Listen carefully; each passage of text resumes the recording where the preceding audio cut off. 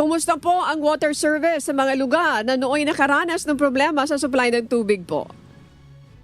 I think we noticed that the past few months that it's been raining really hard. There's lots of rain. Because of that, we have adequate water supply right now. In fact, Angat Dam is more than 200 meters already. So that's very good for us. Okay, it's good to know, Attorney Patrick. Ano naman po ang mga bagong programa na inilalaan para sa mga consumer natin? Okay, continuous po ang efforts ng MWS SRO to push the two concessionaires to ensure that there will be no water service interruptions again by reducing non-revenue water and developing new water sources. So ang dalawang concessionaires ay tuloy-tuloy po ang kanilang programa at yung Manila Water in particular, nagkaroon po ng bagong water dam. Itong taon na po ito, magsisimula na po by next year, ito po ay ang Wawa Dam. At ito po, ang mangyayari po nito ay, this is actually the first dam since 1960s na magsusupply po ng tubig sa metro. Yung Maynila naman ay tuloy-tuloy po ang kanilang programa para mag-reduce ang kanilang non-revenue po.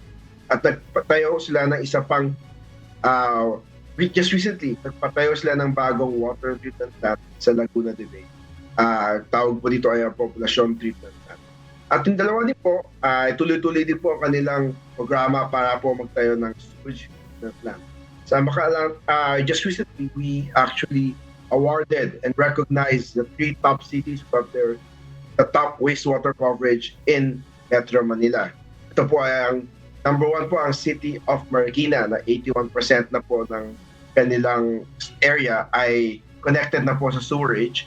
Ang pangalawa ay ang Pasay City na may 49% at Manila na may 45%. Okay. Attorney Patrick, I'm supposed to ask that question pero naunahan nyo na po ako. Oo nga pala po, you made mention about the Marikina, Pasay, and of course Manila. Ang Marikina nakakuha, they achieved the highest sewer coverage among the cities and municipalities in the National Capital Region, 81%, followed by Pasay, which is 48%, and then Manila, 45%.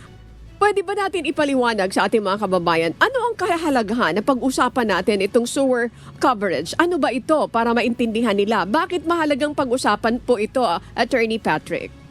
Thank you po. Okay, importante po ang wastewater. Kasi po, ang wastewater po ito po ay yung galing sa bahay ninyo, nagkamit na ninyo. After you use this water, it is then released to the environment. Now, this water goes to can seep to the groundwater, to your neighbors, to the waterways like Pasig River, San Juan River, and it goes to Laguna Lake and Manila Bay. So, if this is not treated properly, this can cause environmental pollution and health hazard. So, importante po na mag-treat po itong wastewater na to properly.